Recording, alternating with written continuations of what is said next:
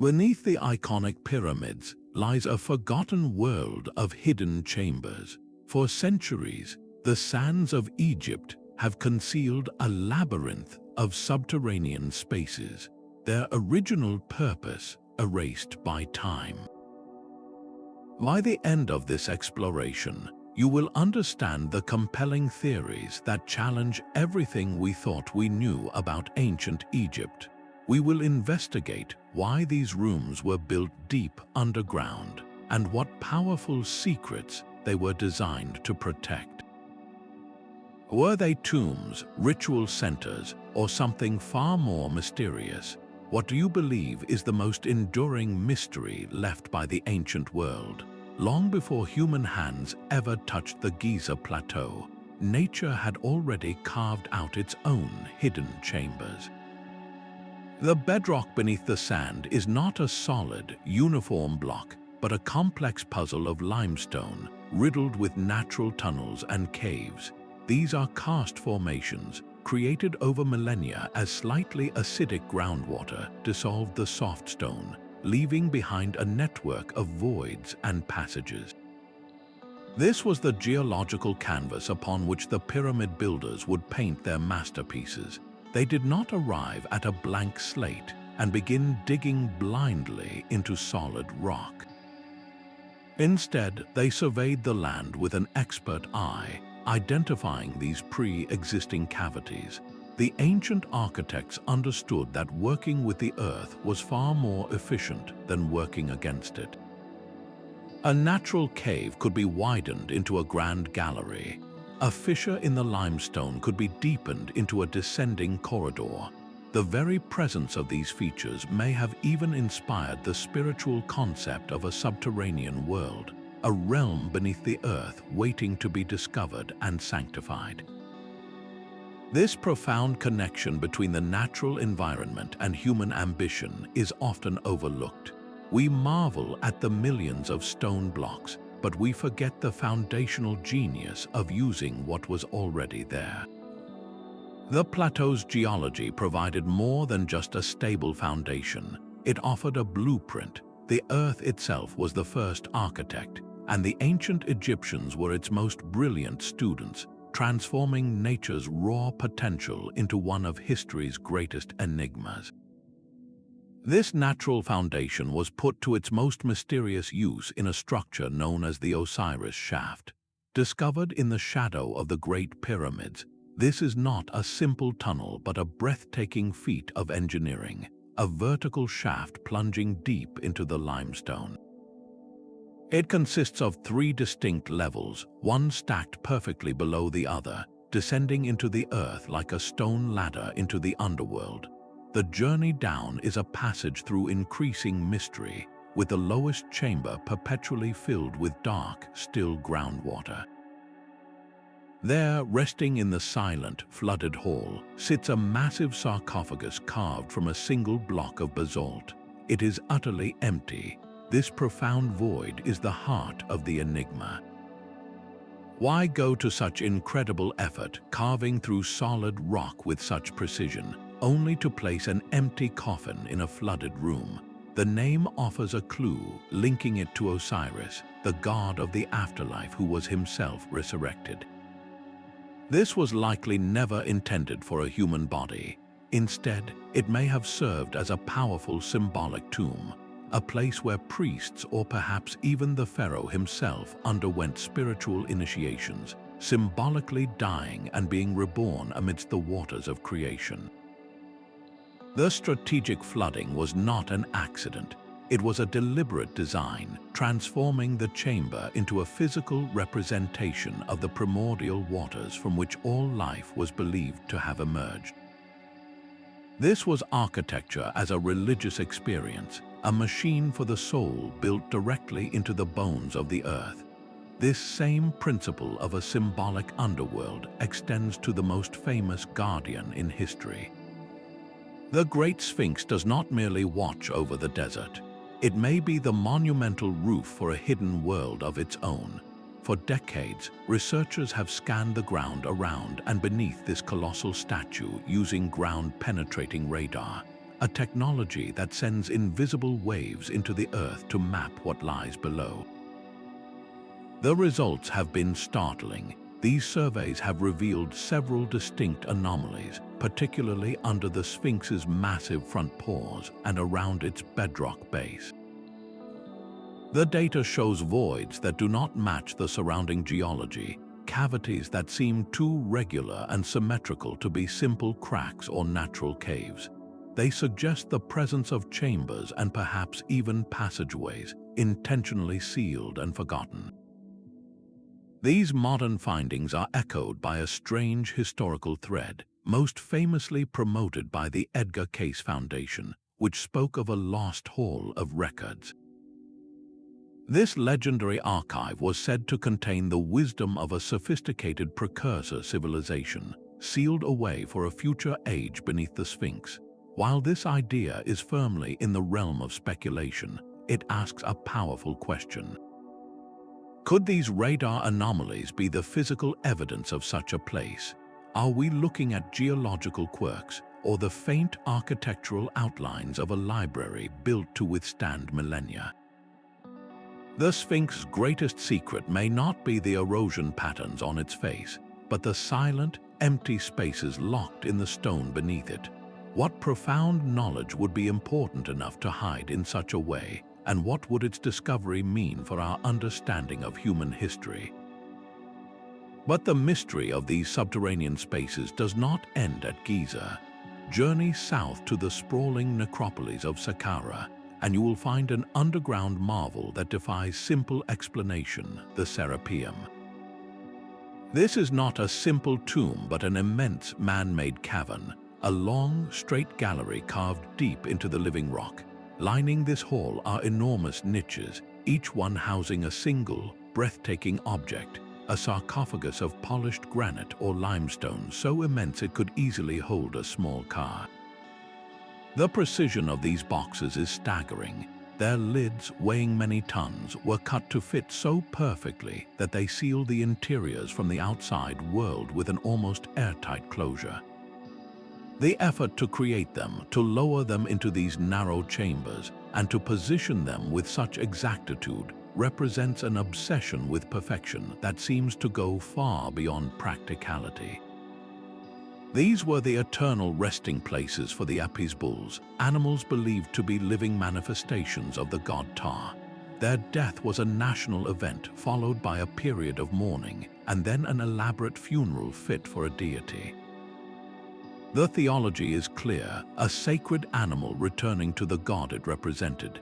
Yet the sheer, overwhelming scale of the engineering forces us to ask if there was something more happening here. Why this incredible, almost excessive investment of labor and resources for a bull? The ritualistic burial was certainly central to the Memphite belief system, but the physical construction of the Serapeum feels like it points to a dual purpose. Could these massive, precision-made stone boxes, isolated deep within the earth, have been designed to interact with something we can no longer perceive? Some researchers point to the unique properties of granite, a stone known to contain quartz crystals that can generate a tiny electrical charge under pressure, a phenomenon known as piezoelectricity. Was the Serapeum, with its line of massive granite resonators, more than a tomb? Could it have been a kind of geophysical instrument, a machine designed to harness or amplify subtle earth energies or even to align with specific celestial bodies? The official purpose of animal veneration is undeniable, but the scale of the achievement whispers of a deeper, lost significance, a function that transformed a sacred tomb into an engine of cosmic power. The presence of water in these deep chambers was not a flaw in their design, but a feature of their profound purpose. Look at the Osiris Shaft, its lowest level forever submerged. This was not a construction error or a later flood.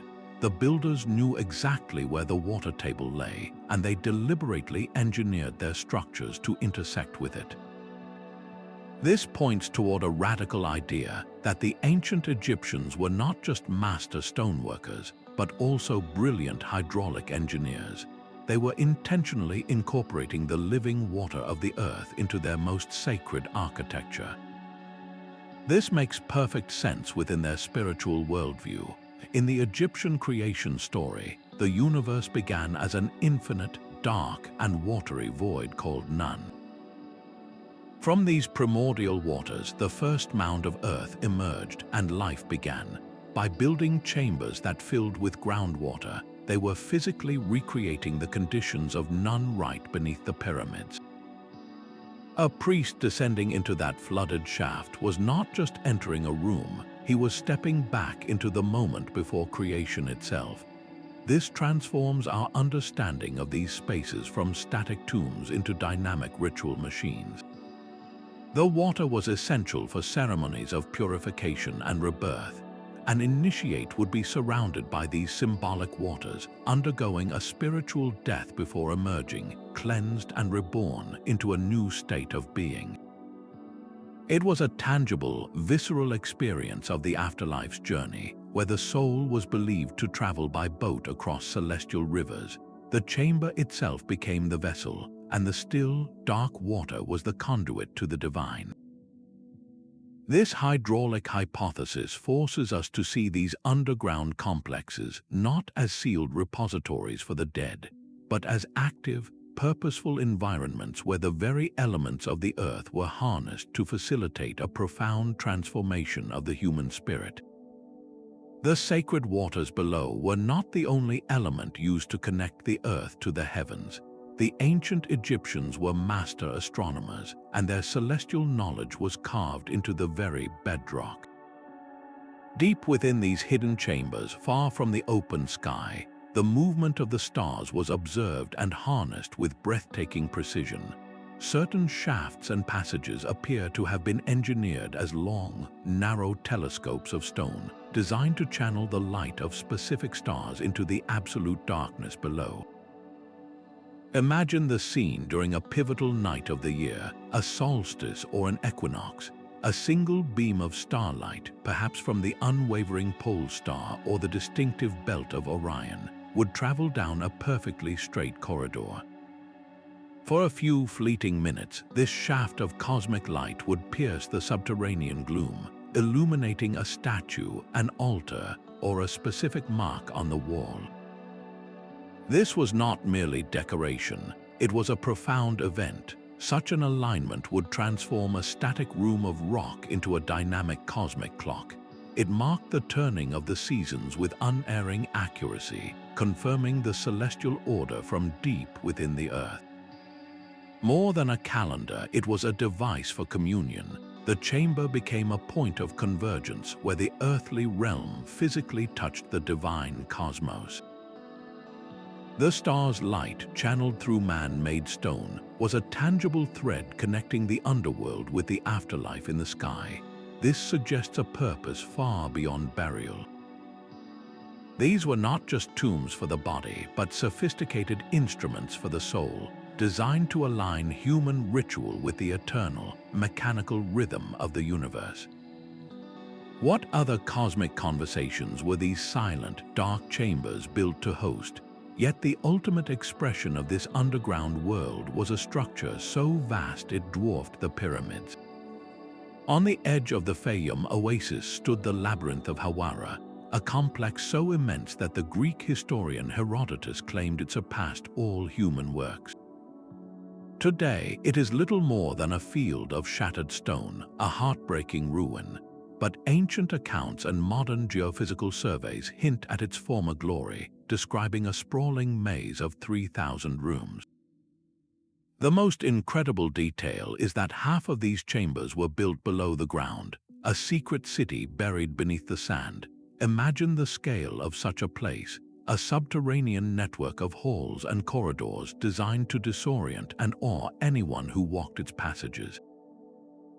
What could possibly require such a monumental amount of underground space? The theories are as grand as the structure itself. It may have been the central administrative hub for the entire kingdom, a place where every nome or province had its own sacred chamber for rituals and record-keeping. This would have made it the beating heart of Egyptian bureaucracy and religion combined. Another compelling idea is that it served as the ultimate pilgrimage site, where initiates would walk a predetermined path through the darkened halls, undergoing a symbolic journey through the underworld before emerging into the light transformed. The most tantalizing possibility is that it was designed as a universal repository, a stone library intended to hold the totality of Egyptian knowledge, from sacred texts to astronomical observations, sealed safely in the cool, stable earth. The true function of the labyrinth might have been all of these things at once, a multi-layered machine for governance, worship, and wisdom. Its total loss to history is one of archaeology's most profound tragedies. We are left with fragments and stories, forced to wonder what secrets were erased when those 1,500 underground rooms collapsed into dust. What single discovery in that labyrinth would have rewritten our understanding of the ancient world? What if the echoing silence of these chambers was once filled with a low, resonant hum? A more speculative but deeply compelling theory suggests these were not passive spaces, but active geomechanical devices.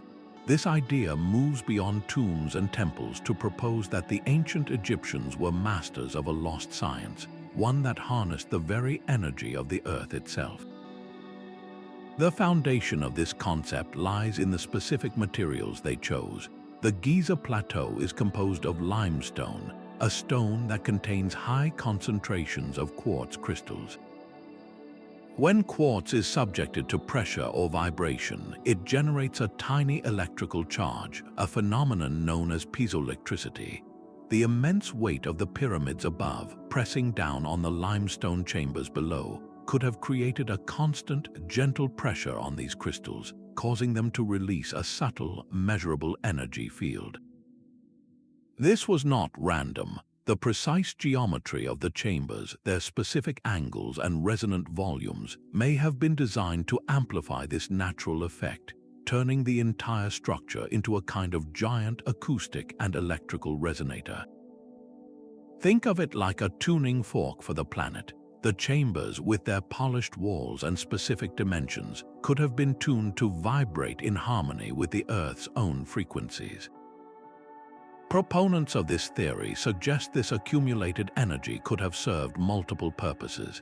It might have been used in advanced healing rituals, where priests used the enhanced environment to promote physical and spiritual well-being. Or it could have amplified the potency of spiritual ceremonies, creating an atmosphere that was truly electrifying for participants.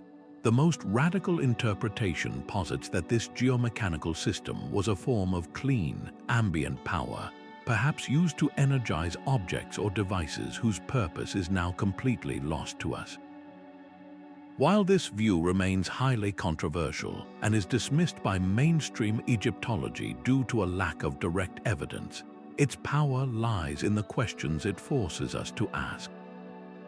Why did cultures across the ancient world go to such incredible lengths to build with megalithic stones possessing these specific crystalline properties? Were they all simply following a funerary tradition, or were they tapping into a universal principle of energy that we are only just beginning to understand with our modern physics? The theory pushes the boundaries of history, challenging us to reconsider the line between mystical ritual and sophisticated technology. The profound silence of these underground chambers was likely an illusion.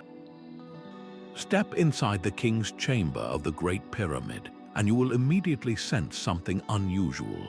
Your own voice sounds different here, clearer and somehow more resonant, as if the very air is charged with an invisible energy. This is not a random effect of stone and space. The chamber's specific dimensions, the precise angles of its granite walls, and the hardness of the polished stone were all calculated to create a perfect resonant cavity. Within this space, certain sound frequencies would not just echo, they would amplify, creating powerful standing waves where the vibration becomes trapped, reinforcing itself. This sonic engineering was almost certainly intentional, and its application in the hidden world below would have been even more dramatic. In a sealed, subterranean room, far from the desert winds, the air itself could be made to hum. A single chant or the strike of a ritual instrument would fill the chamber with a sustained, low-frequency drone. These vibrations would not merely be heard, they would be felt physically, a deep resonance passing through the body.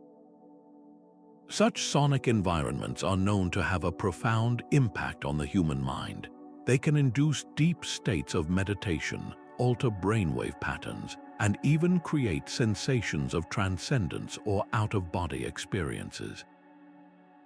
This suggests that these chambers were not silent tombs for the dead, but vibrant theaters for the living. An initiate, perhaps undergoing a symbolic death and rebirth, would be surrounded by this encompassing sound.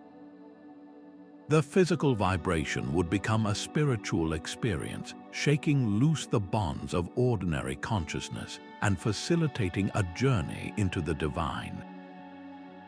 The chamber, therefore, was not just a room but a sophisticated instrument. Its purpose was to use the physics of sound to orchestrate a transformation of the soul, turning vibration into vision and frequency into a gateway to the gods. What hymns were sung there, and what secrets did those resonant stones once hold?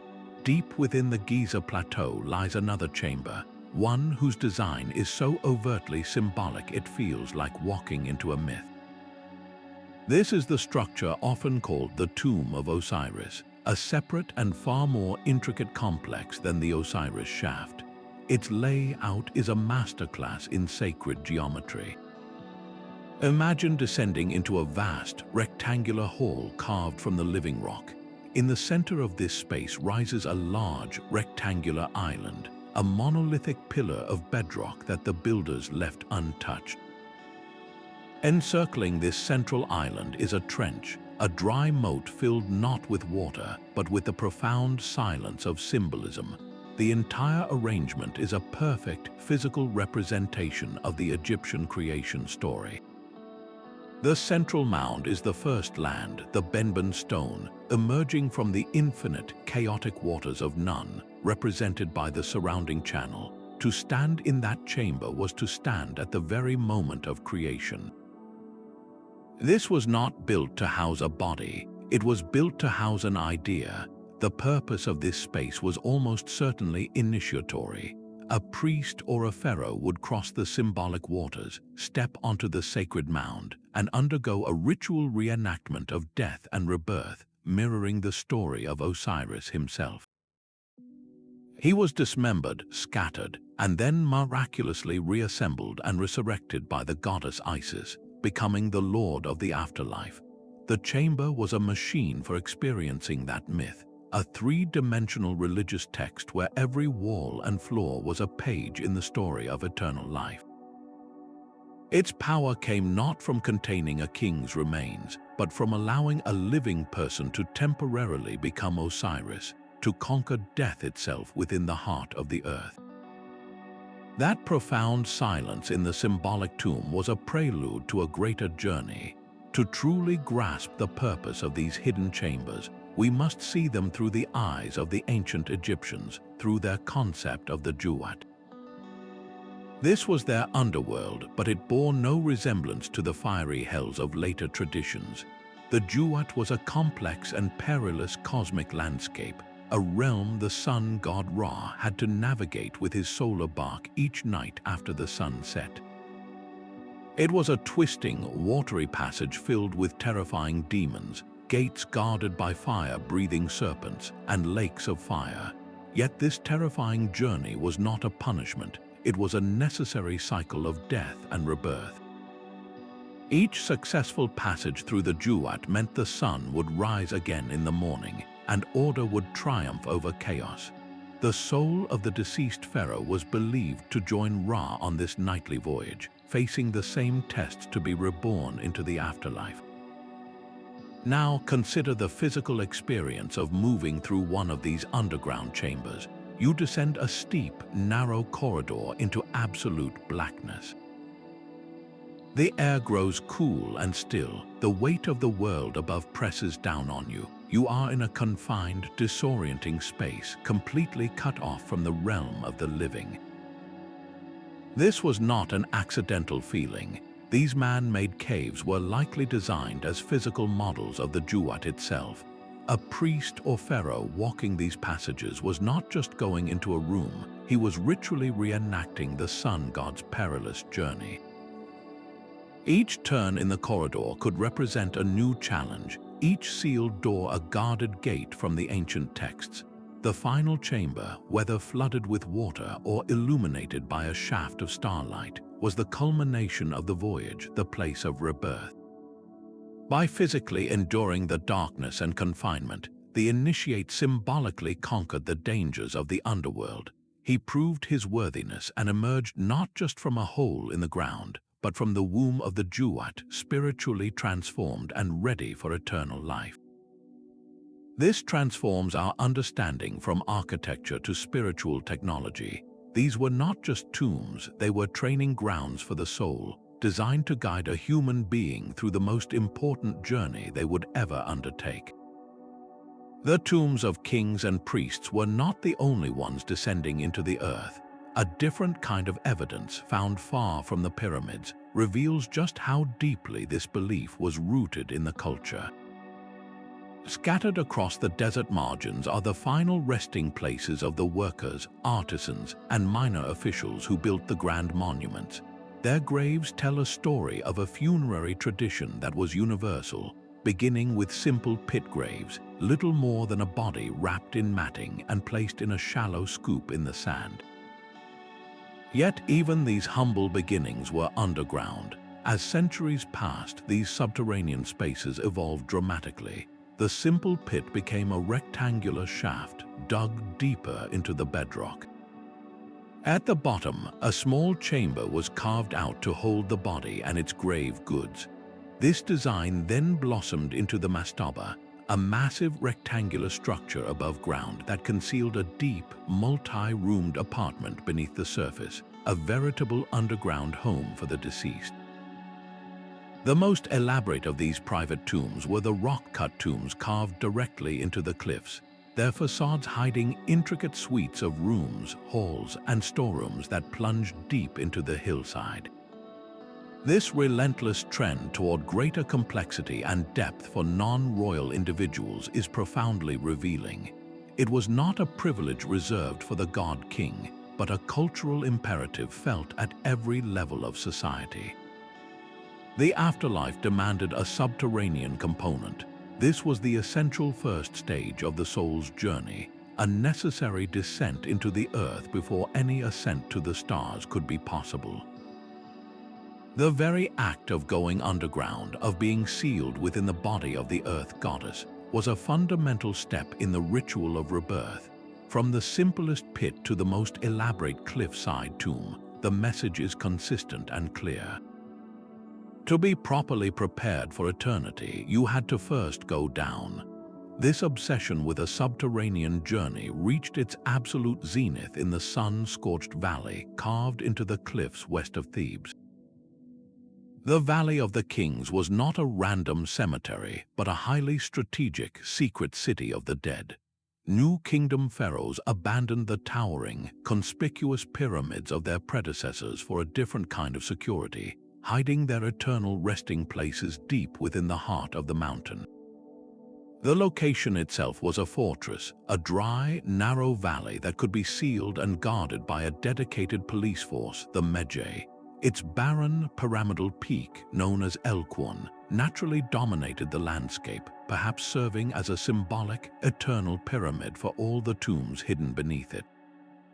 This was a monumental shift in strategy, turning inward and downward to achieve what outward grandeur could not: permanent protection from the ever-present threat of tomb robbers. The goal was no longer to reach for the sky, but to master the world below. The tombs themselves are masterpieces of subterranean deception. Take the Tomb of Seti I, one of the most magnificent and deepest ever constructed. You do not simply walk into a burial chamber, you descend. A series of steep, descending corridors known as passages pull you deeper into the bedrock. The walls are a riot of color, covered from floor to ceiling with intricate hieroglyphs and painted scenes from sacred texts like the Book of Gates and the Duat. These were not mere decorations, they were a divine guidebook and a magical armor for the king's soul. Every image of a god, every spell against a demon, was a necessary instruction for navigating the terrifying landscape of the Duat. The tomb's design was a physical manifestation of this nightly journey, with each corridor representing a new stage, each sudden turn a new challenge overcome. The deeper you go, the more the air changes, becoming heavy with the silence of ages and the palpable weight of the mountain above. But the ancient architects knew that physical barriers alone were not enough. They employed brilliant psychological warfare against potential thieves. Many tombs featured deep, vertical shafts cut directly into the corridor floors. At first glance, these appear to be crude pitfalls, deadly traps for the unwary, yet most led to nothing more than a small, empty room or a dead end.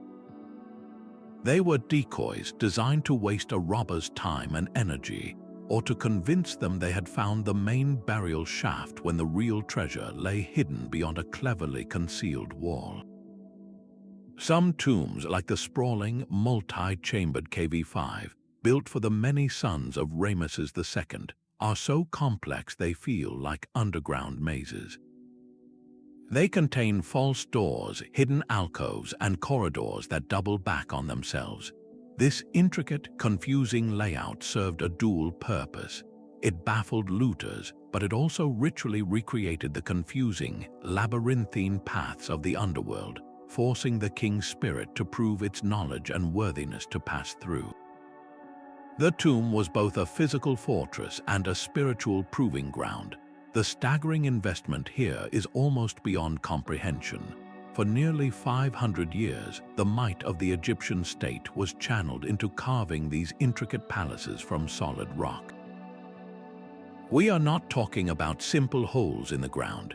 We are talking about vast, multi-roomed apartments with pillars carved from the living stone, vaulted ceilings, and chambers large enough to hold entire fleets of wooden boats for the soul's celestial travel. The labor was immense, the artistic skill unparalleled. This was not a casual undertaking. It was a national project of the highest importance, deemed absolutely critical for the continued prosperity of the entire kingdom. The pharaoh's successful rebirth was intrinsically linked to the cosmic order, to the rising of the sun and the flooding of the Nile. His hidden tomb, therefore, was not a selfish vanity project. It was the linchpin of universal stability, a secret engine buried in the mountain whose proper function ensured that life itself would continue for everyone in Egypt. In the absolute silence of those decorated halls, the fate of the world was thought to hang in the balance. These ancient accounts of initiation rites paint a vivid picture of a spiritual journey. For centuries, esoteric traditions have passed down stories of candidates being led blindfolded into the depths of the pyramids. They speak of a terrifying ordeal, a voluntary descent into absolute darkness where the initiate would be left alone for hours, even days, sealed within a stone sarcophagus in a subterranean chamber. The psychological impact of this experience is almost impossible to overstate. Imagine the sensory deprivation, the crushing weight of the silence, the cool, still air, and the profound disorientation of being utterly alone in the absolute blackness of a confined space deep within the earth. This was not torture, but a carefully engineered trial. The goal was to systematically dismantle the initiate's ordinary consciousness, to strip away the ego and its fears. In that void, confronted by the ultimate symbol of death, the sarcophagus, the candidate would undergo a profound internal crisis. To emerge from that darkness, to be symbolically reborn into the light, was to have conquered mortality itself. The experience would fundamentally rewire a person's understanding of reality, granting them what was described as gnosis, a direct and unshakable knowledge of divine truths. This framework completely recontextualizes the empty sarcophagus in the Osiris Shaft or the resonant king's chamber. They were not meant for a corpse, but for a living, breathing person undergoing the ultimate transformation. The chamber becomes a crucible for the soul, a machine not for preserving a body, but for forging a new state of being. What wisdom could only be found in such profound darkness, and what kind of person would willingly seek it out?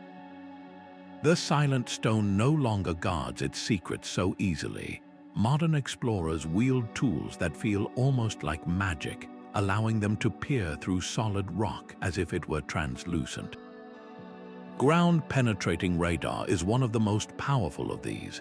It works by sending high-frequency radio waves deep into the earth. When these pulses encounter a change in density, like the stark difference between solid limestone and an empty cavity, they bounce back to a receiver.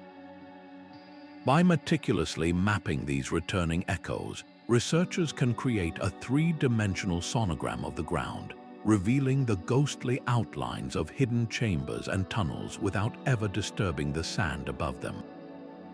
Another technique, electrical resistivity tomography, takes a different approach. It measures how easily an electrical current can pass through the ground. Solid rock resists the flow of electricity, while a water-filled chamber or a void conducts it very differently. By planting a grid of electrodes across the desert surface and taking thousands of measurements, scientists can generate a detailed map of the subterranean landscape, distinguishing between bedrock, sediment, and mysterious empty spaces. Then there is muon radiography, a method that sounds like science fiction. It uses cosmic rays, subatomic particles that constantly rain down from space to create an X-ray-like image of massive structures. As these muons pass through the pyramid, they are absorbed at different rates by dense stone versus empty space.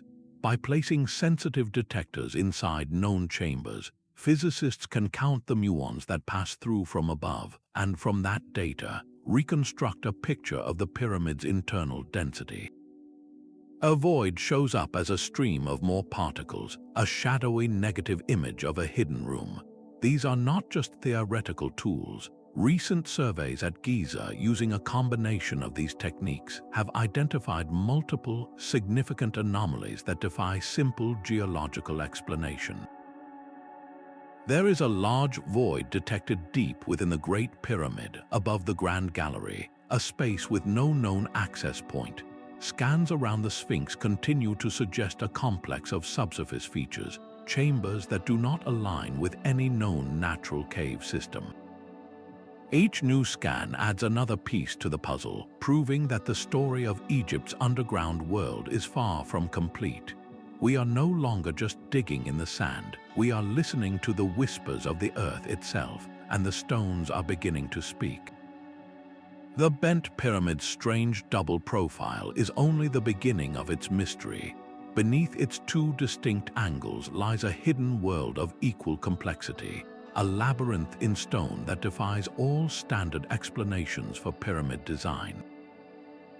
This structure possesses not one, but two completely separate and unconnected subterranean systems. The first is a collection of chambers accessible from the classic northern face, a layout seen in other pyramids. Yet a second, entirely independent network of rooms and passages was carved into the pyramid from a western entrance. This architectural duality is profoundly unusual.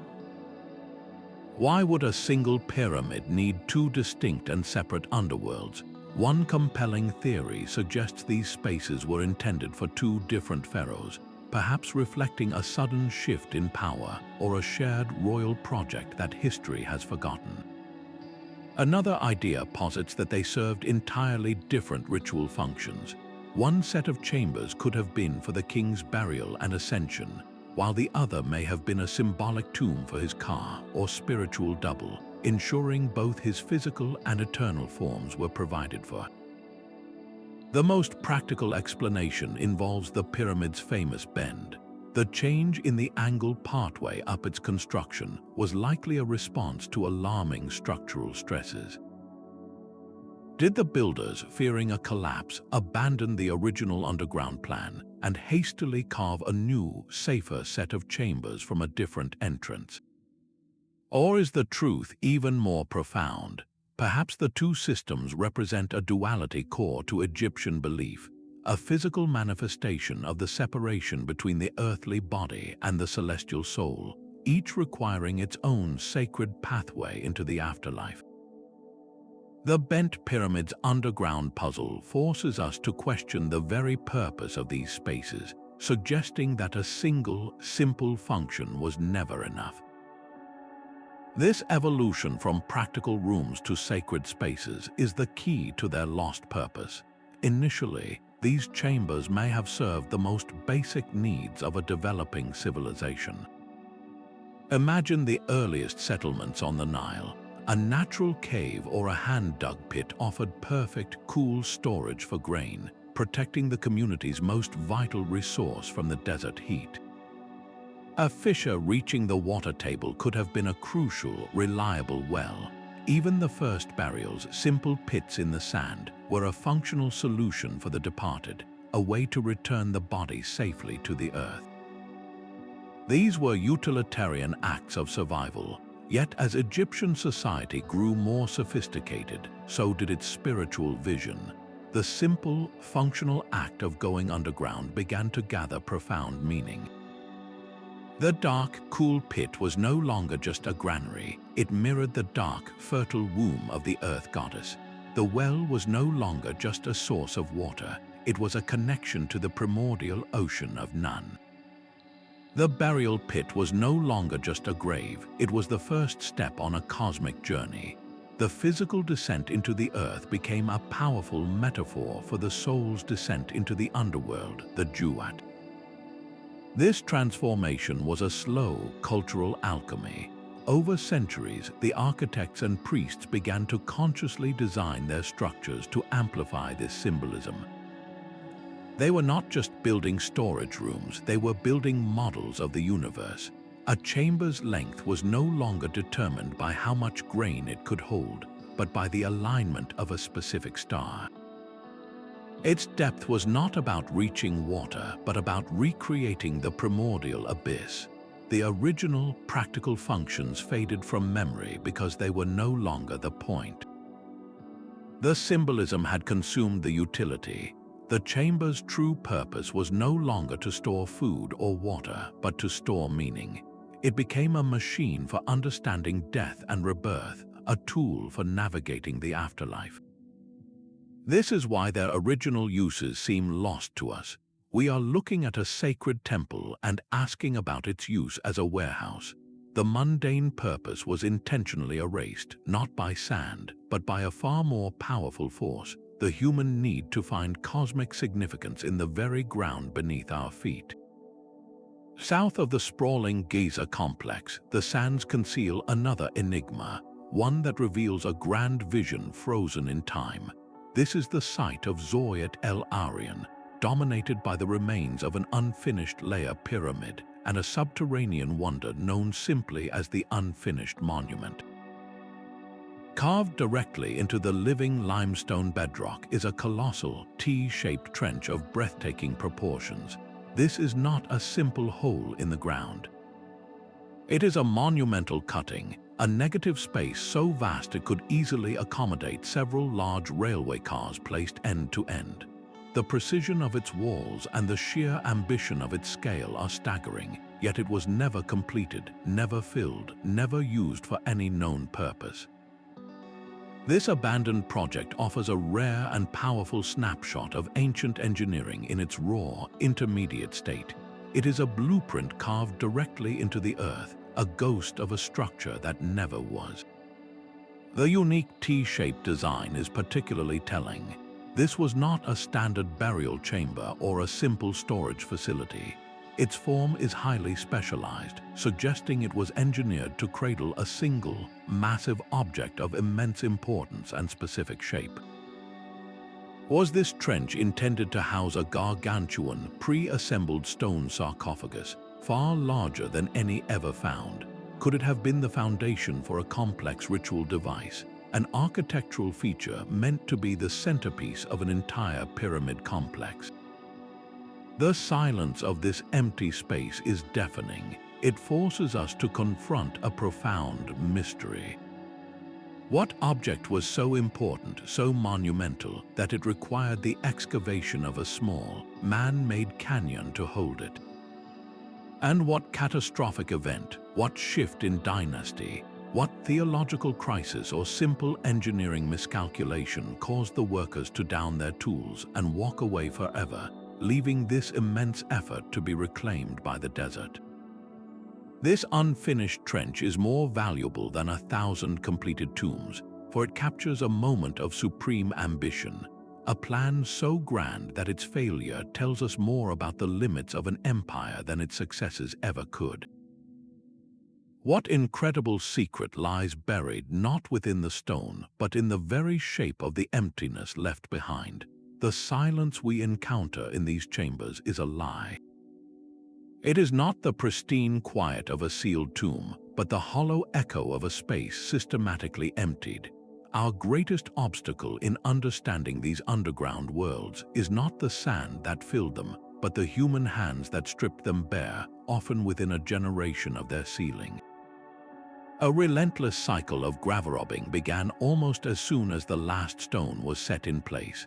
These were not outsiders, but often the very workers and priests who knew the tomb's secrets, driven by desperation or greed to tunnel back into the sacred darkness they had helped create. They moved with chilling efficiency, bypassing decoy shafts and false walls to pry open sarcophagi, scattering mummified remains in their frantic search for gold and jewels. But the destruction did not end with common thieves. In a stunning twist, the state itself became the most effective agent of destruction. Later pharaohs, facing economic hardship or a shortage of precious materials, would authorize official missions to plunder the monuments of their ancestors. Gold leaf was carefully peeled from chapel walls. Statues of gods were melted down for their bronze. Even the hard stone from a rival dynasty's pyramid complex might be quarried away to build a new temple, the name of the original builder chiseled off and replaced. This was not mere looting, it was sanctioned recycling, an act that erased history in the name of pragmatism. The result is a catastrophic loss of context. An empty granite box in the Serapeum is a profound mystery, but imagine finding it filled with ritual objects, inscribed with the specific ceremony for which it was used. A void beneath the Sphinx is intriguing, but what if its walls were covered in texts explaining its exact function? Those clues are gone forever, melted into ingots or ground into dust for mortar.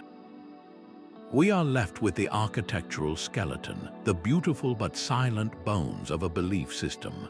The original purpose of these spaces was not just written on the walls, it was contained within them, in the carefully arranged artifacts that told a complete story. That story has been dismantled, its pages scattered to the winds of time. We are left staring at an empty stage, trying to guess the plot of a play from the placement of the scenery alone.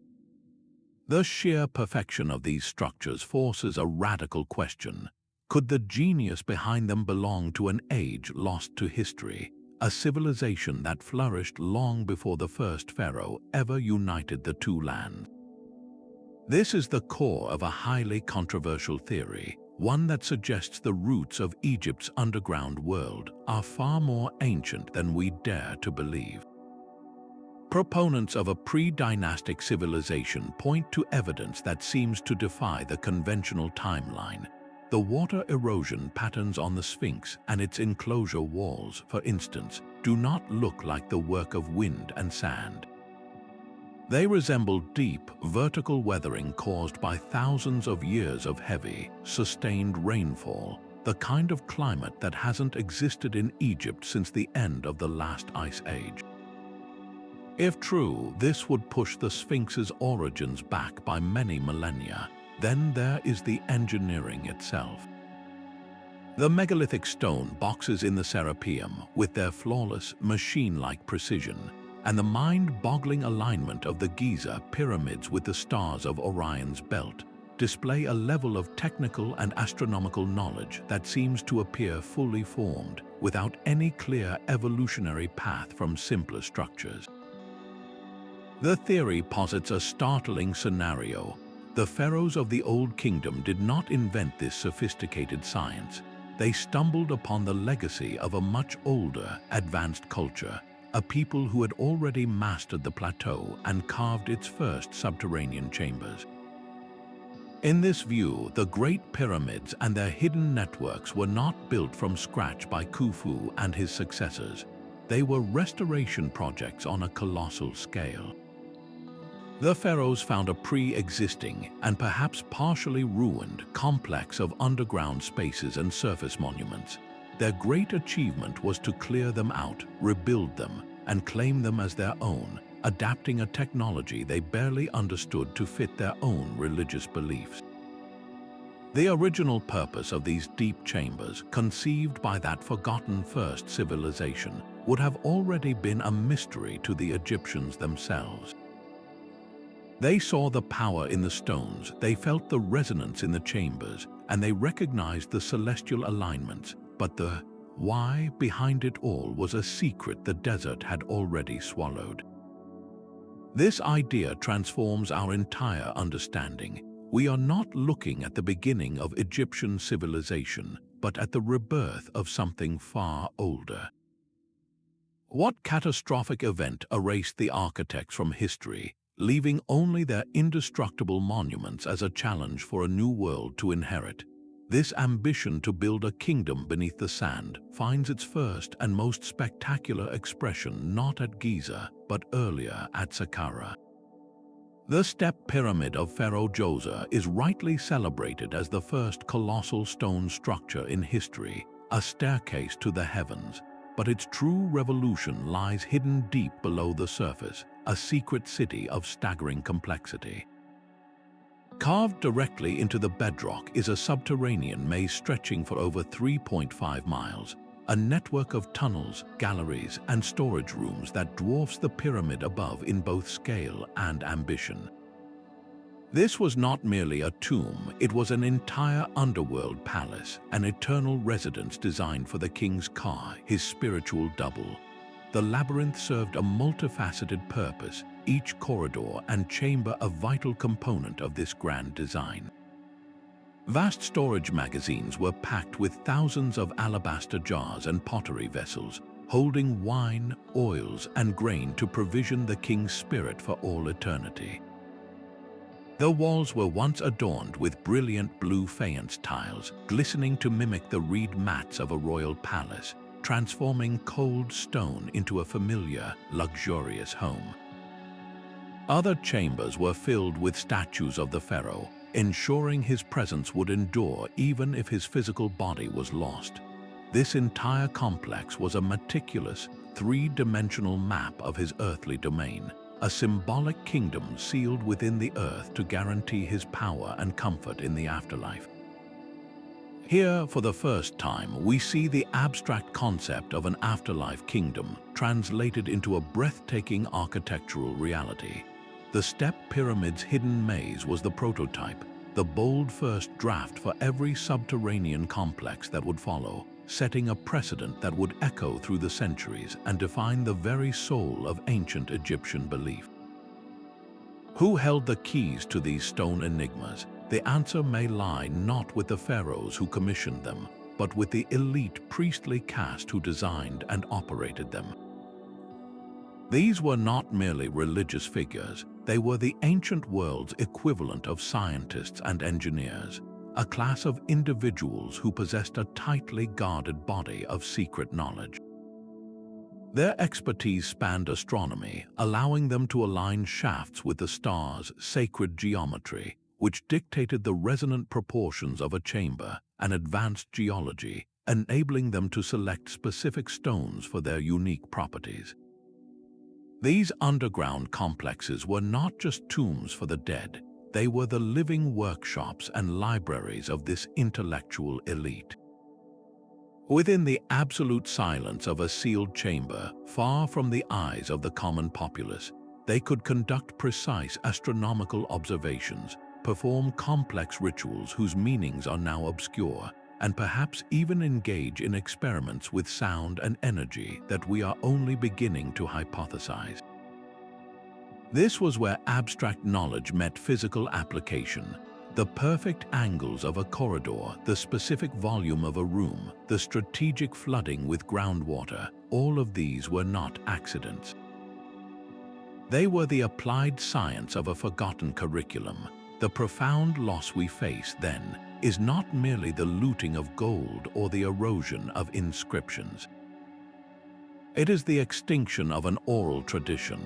This secret knowledge was likely passed down from master to initiate through spoken word and direct experience, a living library of techniques and meanings that was never committed to papyrus.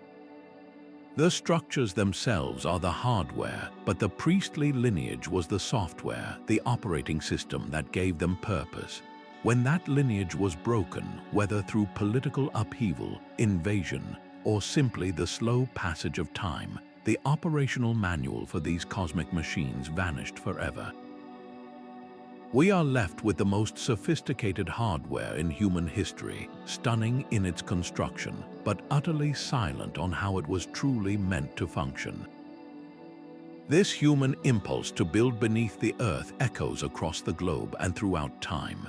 Consider the hypogeum of Hal Saflieni on the Mediterranean island of Malta, a labyrinthine temple carved entirely underground over 5,000 years ago. Its chambers are not crude caves but refined, ceremonial spaces with carved pillars and ceilings that mimic the masonry of above-ground temples. Here, archaeologists discovered the remains of thousands of individuals, pointing to its use as a massive ossuary, a sacred resting place that likely doubled as an oracle chamber where voices could resonate with an eerie, otherworldly power. On the other side of the world, the ancestral Pueblones of the American Southwest constructed their kivas, circular, subterranean rooms entered through a single hole in the roof by means of a ladder. These were not dwellings but the spiritual heart of the community, used for council meetings and religious ceremonies that connected the people to their ancestors and the underworld from which they believed they emerged. Then there are the breathtaking underground cities of Cappadocia in Turkey, like Derinkuyu, which could shelter thousands. Carved from soft volcanic rock, these were multi-level metropolises complete with living quarters, stables, churches, and wine presses, all hidden from sight. Their primary purpose was starkly practical: protection from invading armies and the harsh climate, a fortress buried within the earth. What do these diverse structures, separated by oceans and millennia, have in common with the chambers beneath the pyramids? They all represent a fundamental human understanding that the earth is more than just ground to build upon. It is a source of protection, spirituality, and profound power. The need for safety from enemies or the elements is a universal driver, explaining the practical, fortress-like aspects of some subterranean builds. But the consistent use of these spaces for ritual, for connecting with the dead and the divine, points to something deeper. It suggests that going underground is a cross-cultural metaphor for a spiritual journey, a return to a primal, womb-like state before emerging reborn. This global context helps us untangle the uniquely Egyptian threads from the universal human ones. The specific Egyptian belief in the Duat and the god Osiris is their own cultural expression. But the underlying impulse to descend, to seek wisdom and safety in the sacred dark, that is a story written not just in hieroglyphs, but in the very soul of humanity. That descent into the earth is a journey into the deepest parts of our own consciousness. Darkness and confinement trigger a primal alarm, a biological imperative warning us of danger, of being trapped, of the unknown. Yet, it is precisely this confrontation with fear that makes the experience so transformative. The ancient Egyptians did not see this as a negative force to be avoided. They understood it as a necessary crucible. By voluntarily entering that absolute blackness, by feeling the weight of the world above you and the disorienting silence, you are stripped of all the familiar anchors of your identity. Your ego, the person you are in the sunlit world, begins to dissolve in that profound sensory deprivation. This is not an accident of architecture, it is its entire purpose. The chamber becomes a stage for the soul's ultimate drama. The initiate, sealed in the symbolic sarcophagus, is ritually experiencing death. They face the terror of non-existence, the void, and in doing so, they conquer it. When they emerge back into the light, they are not the same person. They have been psychologically and spiritually reborn, having stared into the abyss and returned with a new, unshakable understanding of eternity. This is why these spaces could never be built above ground. The power was not in the stone itself, but in the terrifying, awe-inspiring experience the stone facilitated. The underground was the only canvas vast enough and dark enough to paint this picture of death and resurrection. It was a theater where the main actor was the human mind, and the greatest special effect was the profound, life-altering power of absolute darkness. The long, sloping corridor into the Red Pyramid feels like walking into the throat of a stone giant. This is not a cramped tunnel, but a grand, descending passage that pulls you deeper with every step, the air growing cool and still around you. Unlike the sealed and ruined interiors of so many other pyramids, this one welcomes exploration, its chambers largely intact and open. The journey down is a direct physical link to the ancient world, a chance to experience the atmosphere of a completed royal tomb exactly as the builders intended. You emerge first into an antechamber, a space that prepares you for the sanctum beyond. Then you enter the main burial chamber itself, a breathtaking room with a soaring, corbelled ceiling where massive stone blocks step inward, layer upon layer, to form a stable, weight-defying vault high above.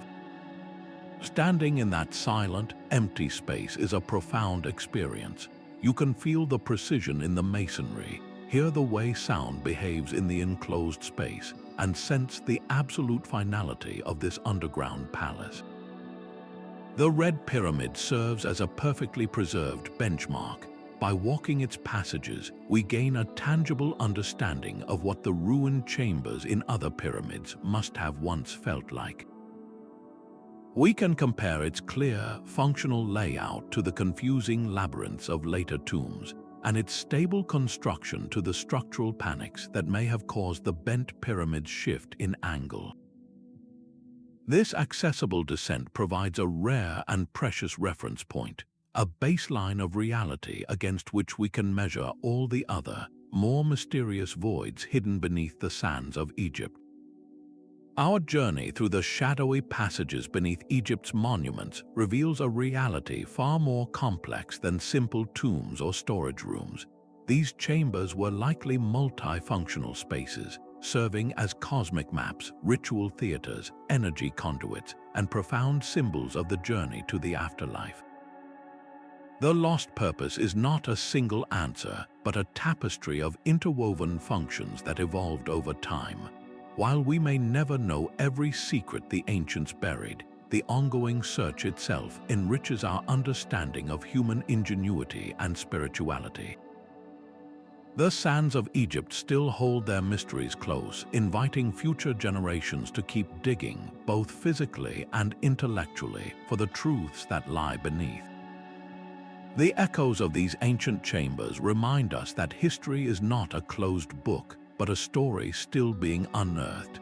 If the secrets beneath the sands have captivated your curiosity, there are countless more archaeological puzzles waiting for their turn in the light. To join us on our next exploration into the world's greatest enigmas, subscribe to the channel and tap the notification bell. We want to hear your voice in this ongoing investigation. Tell us in the comments which theory about Egypt's underground world you find most convincing. Was it the symbolic journey through the Duat, the sophisticated sonic resonance, or the tantalizing possibility of a lost civilization? And what other mystery should we delve into next? The next great discovery rarely starts by gazing up at the stars. It begins with the courage to take that first step into the unknown, to venture into the profound and promising darkness that lies just beneath our